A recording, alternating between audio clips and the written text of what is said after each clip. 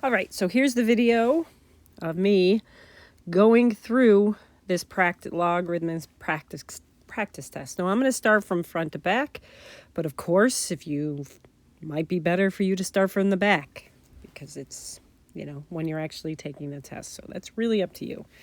No one says you have to take this in order. So this says this has a log. It's equivalent to something without a log. So the only way we can do that is to do the log switch. So the log switch, remember what we do? I'm just going to write it over here.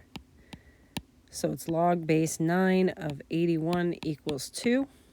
We circle the base. That's where we start. The exponent is 2. Cross the equal sign. And then equals 81. So 9 squared equals 81. There we go. That's what it's equal to. All right. This is you just got to plug this into your calculator. Literally, there's no letters. So it's just, what is this? So what you have to do is type that into your calculator. That's it. Remember, to get this base of 5, it's alpha, window, choice 5. Alpha window 5, and when you do that for this one, you get -9. Okay, solve for n to the nearest hundredth here. So this is the same as number 1, where you have the ln of n is equal to 3.1. It's similar where you have to just do the switch around. Remember, ln is log base e. So it's ln, it's log base e of n is equal to 3.1. So here's the base. Cross over, 3.1 equals n. So you just have to do e to the 3.1 power. Remember, we find e at second, and then the division sign. Okay, when you do this one, I think I just did this one. We wanted the nearest hundredth. I'm not this mean on the test. These are basically all the right answer. You just have to round it correctly to the nearest hundredth. So that's the nearest hundredth. If there's no number here, that's the 10th. This is the 10th. So they're the same answer, but not the same answer, if you get my drift. Okay, so number 4. The inverse. So remember, inverse, first thing you got to do is switch x and y. So I'm going to do this over here. So we get x equals log base 3 of x plus 9. So,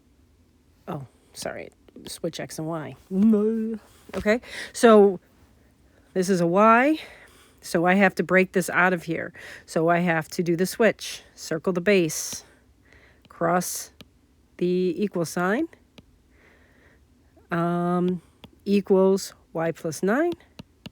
So it's 3 to the x equals y plus 9. Now to solve for y, I just simply have to subtract 9. So it's 3 to the x minus 9 equals y. There we go. Next, what is the asymptote for the function? Who doesn't like saying asymptote? That's fun. So the asymptote, you just take what's in parentheses here. That's all that matters. So it's x minus 1, set it equal to 0, and solve. So x equals 1. So I'm trying to mess with you here. Don't pick the ones with y's if it's a log. It's always x equals. It's a vertical line. Which expression can be used to solve this? So, good question. So what we have to do, we're just solving an exponential function. So we have to get the weird thing by itself. So subtract 7. So the weird thing is by itself. So now we log both sides. Remember, this is our way of doing it. Log both sides. The x comes out in front. So what we wind up having is x times the log of 5 equals the log of 2. And then it's x times log of 5, just a number. So if you look at these, you got a 5 and a 2. You've already should have eliminated these two as answers. Okay? Because they're just, anyway, just not going to happen. So we have to divide by the log of 5. So log of 2 over the log of 5. So you had a 50-50 shot if you weren't sure what to do after. So that's good. 50-50 is better than 25%. Okay, let's switch colors for this page. I want a little thicker too. Nope, I don't. All right. What does log of n? Okay, all this is telling you we want to expand the log. So expand the log. If you don't quite get what they're asking here, they're just saying we're logging both sides. So I'm logging this side and logging this side.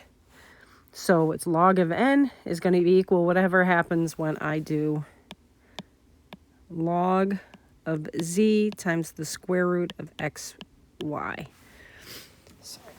Sometimes it's weird to write on this thing. So here we go. I got it now. So what we need to do is, remember, first rewrite this guy as an exponent. So it's xy to the 1/2 power. So log of z is equal to that. So now what, or log, yeah, whatever. You know what I'm saying. We want to expand it. Every log, every variable gets its own log. Each of these exponents goes out in front. So there's two ways to go about doing this. This 1/2 goes in front of both the x and the y, is one way. And they're all multiplied together, so it's plus. I didn't explain that as great as I should have, but this is what most of us will get. So basically what I mean is if you have log of z, x to the 1/2 power, y to the 1/2 power, you break these up, it would be log of z, log of x to the 1/2, and log of y to the 1/2. They're all multiplied together, so we add them up. These 1/2s go in front. Okay? Now, if you look at these, this one has them in front, but it also has in front of the x. Sorry. It also has it in front of the z. The z's out in front. That's a weird way to do it. So this can't be, so it's not b. So I would tend to do these by process of elimination if your answer doesn't look exactly like the one that's here. So this one has a z and an x. There isn't even a y. What were you even thinking? This is an x and a y. It doesn't even have a z. We have to have a z in the problem. So this one has log of z is equal to 1/2 times these two. So basically all we did when we have this 1/2 in front is we distributed it in. So we put the 1/2 in front here and here, and instead we factored it out for that one. It's equivalent answers, and you just have to be able to recognize them. And use your multiple choice when you're taking a test. Okay? All right, so now this one, we're condensing logs. So when we condense a log, we have to make one log. Now, you guys hate the numbers, so like make 11 an x. It really doesn't matter if you hate the numbers. Make this an x, make this a y, make this a z, and then, you know, you got the whole thing going on here. So if it's an 11, it's an x. So you can do that, but I think you can work past it. I'm going to work past it. I'm going to power through. All I want to do is, so this is the log, and like 11 is an x. So this 2 comes up and is now an exponent. This 1/2 comes up, it's now an exponent. Okay?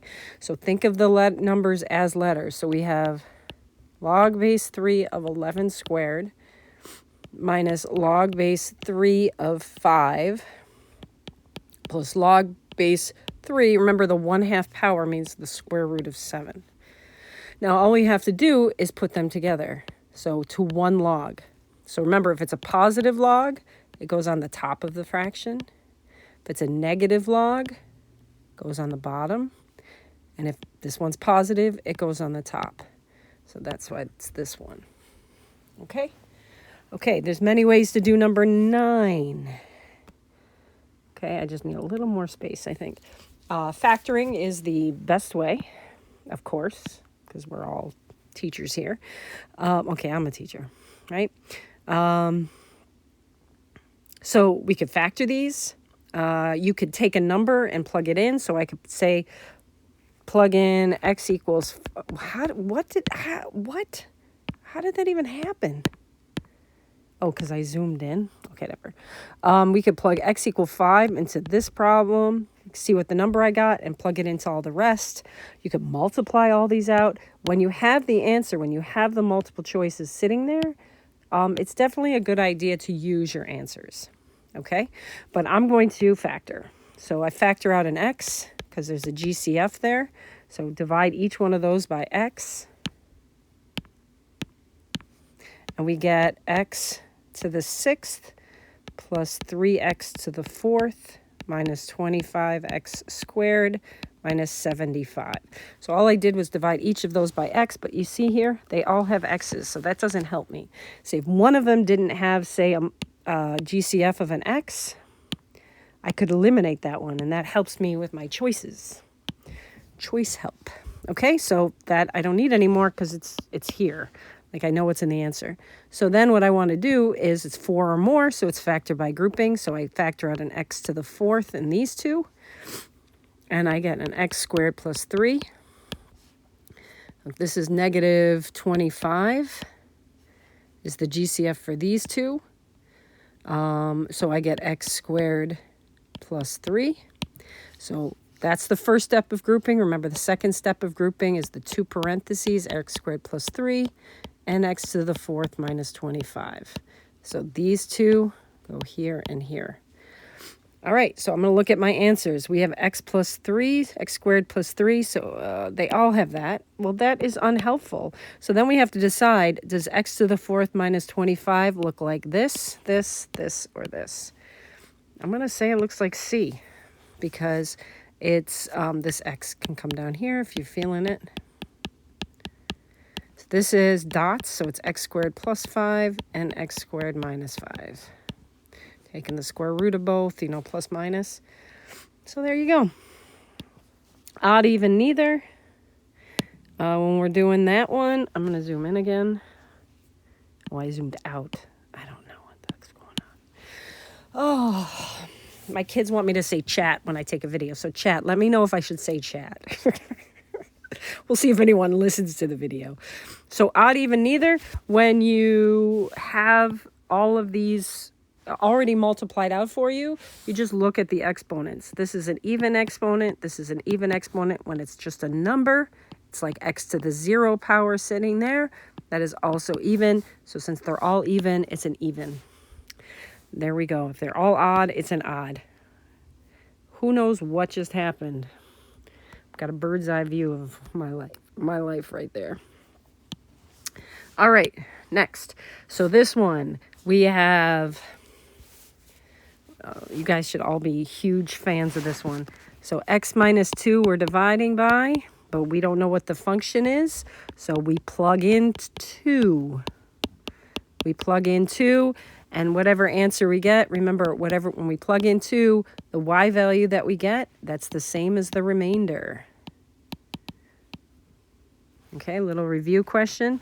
So I'm plugging in 2. Here's 2. What's the value of the y value? So this is the 0.2, negative 2. The y value is our remainder.